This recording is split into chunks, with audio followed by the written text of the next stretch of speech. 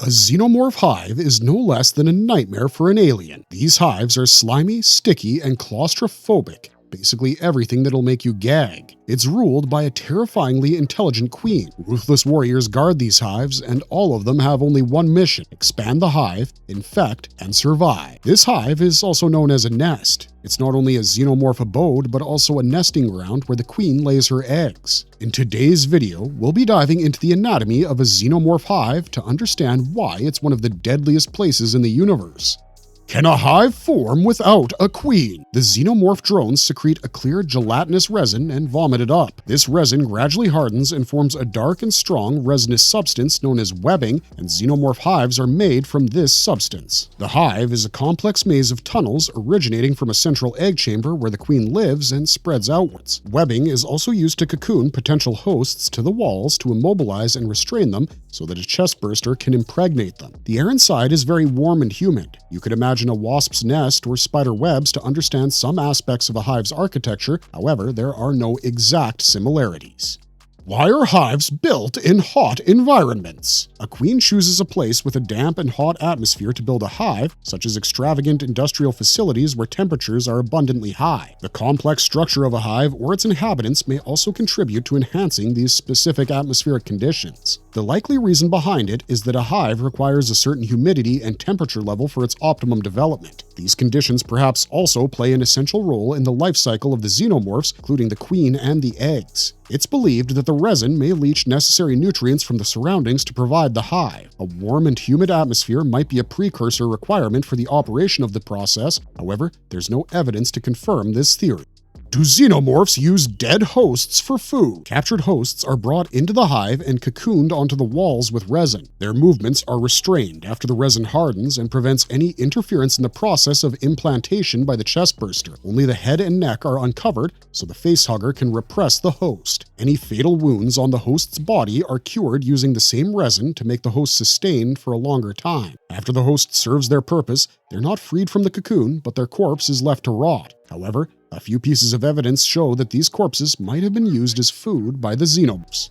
How do hive structures affect planetary ecosystems? Hive nodes are white-colored but greenish at the top. They are robust and ideally armored organisms that are more resilient than drones. However, they cannot defend or move themselves. Dormant hive nodes are carried in their stomachs by the drones. They vomit and release them onto the ground and also the walls. Once placed, these nodes suck the nutrients from the surrounding organic materials like carcasses, microorganisms present in the soil, and the plants to create the hive's structure. This life web gradually destroys the natural ecosystem of the entire planet. They are very valuable since a severely injured xenomorph can rejuvenate its lost body parts using the nutrients supplied by them. Armor-piercing and fire weapons are generally used to kill the nodes. Although they aren't considered alien units, they are registered as one on the map and also have a health bar. The rival nodes appear identical to humans. Xenomorphs are able to sense which node belongs to them and can destroy rival nodes. Can a single xenomorph build a hive? Xenomorph hives vary in size based on the number of inhabitants who live and contribute to its creation. The evidence confirms that individual xenomorphs can also build a small hive or nest. However, this occurrence is rare since a single creature has a lesser need for nutrients and a hive of its own. Besides, creating a complex structure like a hive is difficult and laborious, and an individual xenomorph would hardly make those efforts. What role do satellite hives play in xenomorph strategy? Large hives can house hundreds of xenomorphs, while small chambers are created by only a few warriors or drones. The size of a hive is believed to be related to the number of queens it has. Larger hives may have multiple queens and are all led by one mother, queen, or empress. In larger infestations by the xenomorphs, smaller hives are created in addition to the larger primary hive, and these smaller hives are known as satellite hives. They surround the main hive and are used to impregnate and cocoon hosts. Sometimes, they are only secondary bases that run the operations of the xenomorph warriors. What makes hive resin so durable and versatile? A slimy substance secreted by the worker and drone categories of xenomorphs, hive resin looks like silk. It's a protein-based hydrocarbon substance that looks clear and saliva-like when the creature vomits it before it solidifies after drying. It then becomes translucent and dark in shades of green, black, or brown. It retains its impressive tensile strength despite becoming elastic. It not only restrains and immobilizes the host, but also aids adult xenomorphs in camouflaging when they rest. nest. Even a human standing directly next to them would have no idea of their presence. The resin also helps disguise the surrounding environment in which the hive is set up. It turns the area into a maze, making attacks on the hive difficult. In an unknown way, the structure of the hive also affects motion tracker operation, and genuine readings are difficult to spot. The xenomorph's acidic blood does not impact the resin. The slimy substance provides the hive nourishment by sponging vital nutrients from the surroundings, such as metal or soil, and then packaging them into forms that the inhabitants of the hive easily absorb. The hive resin is thus crucial for both the life cycle of a xenomorph and the hive because of its durability and versatile use. Are there hints of xenomorph intelligence in hive design? The drones and workers vomit the hive resin to create a hive in a radial pattern, which speaks a lot about the creature's intelligence. From choosing the right location of a hive to building the maze of tunnels, the construction of the central egg chamber also confirms the strategic mind required to build and plan out such a structure. Let's take a look at some notable hives that hinted at the xenomorph intelligence in their design. In Alien vs. Predator, a small hive was set up in the sacrificial chamber of the Yautja Pyramid on Bouvet Island. A group of xenomorphs born from human miners set up a hive in the Drukathi spacecraft on LV-178 in Alien Out of the Shadows. The hive shown in Alien's Labyrinth does not have a queen, and the xenomorphs living there were weak and sick. The intelligence used by the xenomorphs in building a hive is prominently seen in Fire and Stone, where the creatures avoided a construction within the vessel Onager as they were repelled by the chemical AO3959X9115.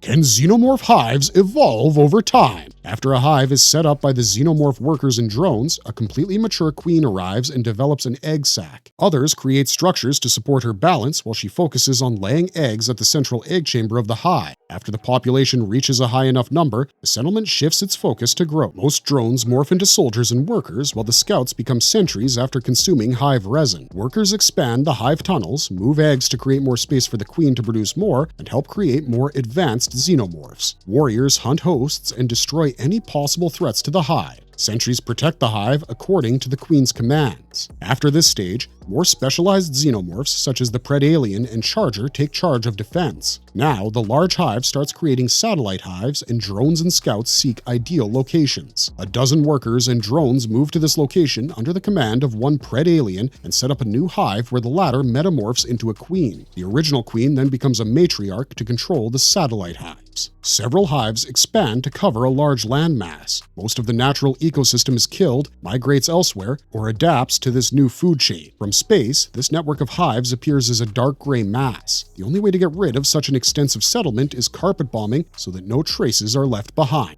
Do different xenomorph types influence hive design? The xenomorphic hive is no exception to the universal rule of change, which is the only constant. It can be seen in hybrids like predaliens and other species that influence the hive structure and design by introducing new reproductive methods. Xenomorphs are basically parasitic creatures that use hosts for reproduction. The different xenomorph hybrids have inherited this trait, however, they have developed new ways as well. They don't require facehuggers to impregnate the host, but directly inject multiple eggs into the host's throat using a specialized adaptation of its inner mouth. This method is more efficient than the traditional method in which facehuggers are involved, since an individual host can yield up to 5 offspring compared to 1. Since the predalien does not need the facehuggers or the queen to reproduce and grow their population, it can challenge the dominance of the queen against the natural hierarchy of the xenomorphs. Also, the predalien metamorphs into the queen and rules satellite hives. It's fair to say that different xenomorph types influence hive design by introducing new reproductive methods and disrupting existing hierarchical structures.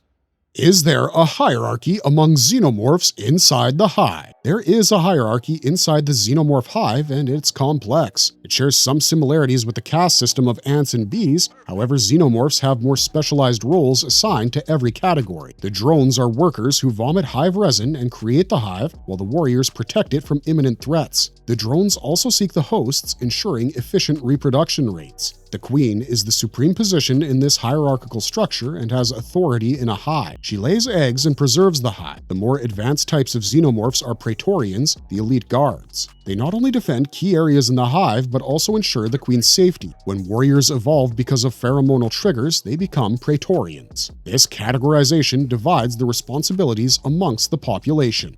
Can a hive be controlled or hijacked by another species? Amorphous blobs attach to living organisms and become symbiotes. They don't have preferences while choosing their host and can bond to any organism and then transform into their monstrous forms. Contrary to their grotesque appearance, they're not evil. However, one shouldn't mistake them for being timid. They are intimidating aliens. When a symbiote attaches to a xenomorph or an entire band of them, it hijacks the host's body and feeds on their chemicals and hormones. One symbiote xenomorph can destroy an entire hive since it's invulnerable to the acidic hive resin.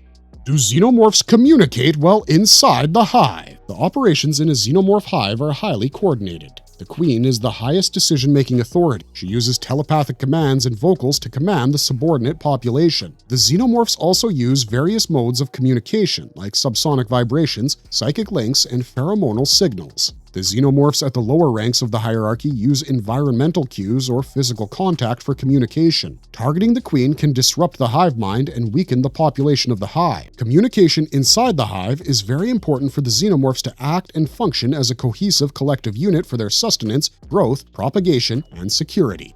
How do xenomorphs decide where to build a hive? Xenomorphs of the lower levels, such as drones and scouts, are sent to analyze various locations in all directions to choose an ideal one to create a satellite hive. One aspect that is considered with great care while choosing this site is the temperature. A humid and hot temperature is required for sustenance. Thus, locations with pre-existing high temperatures or an ability to generate it are preferred. Other aspects include safety and defense. The area should be difficult to access. The number of entrances and exits is also considered. The xenomorphs need abundant hosts for reproduction. Thus, these locations generally have more hosts in their surroundings. The consistent supply of nutrients is also taken into consideration.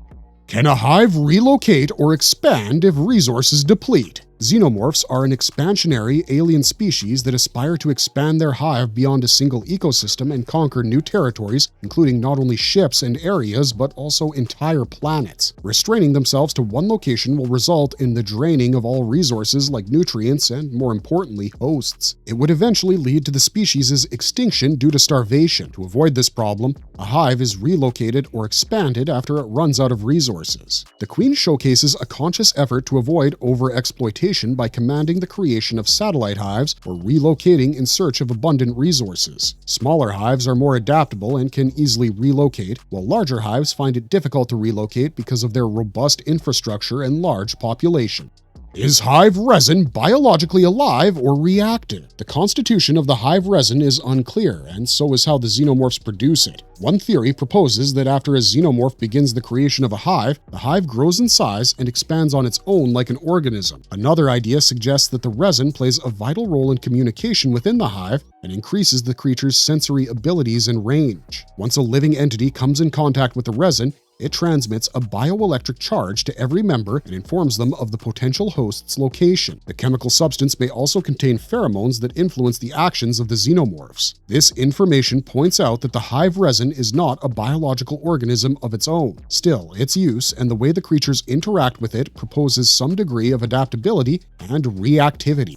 Do xenomorphs maintain or repair the hive? The warriors and sentry protect the hive, yet its integrity has multiple threats ranging from external threats like apex predators to military forces to environmental factors like certain chemicals. The internal threats include survival challenges posed by genetically modified xenomorphs and the queen's death. Although not all of these threats can be taken care of, there are instances where the xenomorphs maintain and repair their hives after they are damaged by one of the mentioned threats. Drones play a crucial role in creating a hive and maintaining the structure using the hive resin they secrete inside their bodies. Since hive resin is used to make the hive, it's also important in its repair and maintenance. The hive can adapt to its surrounding environment, and the hive nodes can keep the system nourished.